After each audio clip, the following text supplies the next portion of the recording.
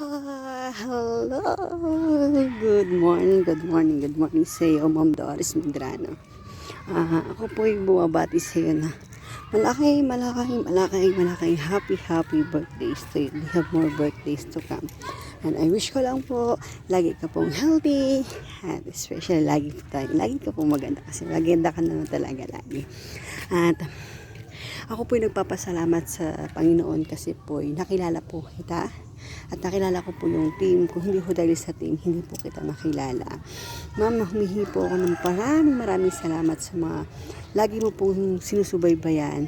At lalo na po ako, nagbago po yung pananaw ko sa buhay at pananalita ng dahil po sa inyo. Dahil po sa iyo, kasi ikaw po yung nagturo sa akin ng tama at mali. So ngayon, ma'am, natutunan po ako sa aking pananalita at unti-unti ko na po siya nababago kasi kung hindi po dahil sa iyo, is hindi po mababago ang aking pananalita. So salamat kay Lord kasi ikaw po yung binigay niya sa akin, sa amin, ng buong team ng malaking mother sa aming bahay. At ma'am, sa ulitin po, maraming salamat at happy birthday stage. You have more birthdays to come. God bless you always and you and your family. God bless. I love you.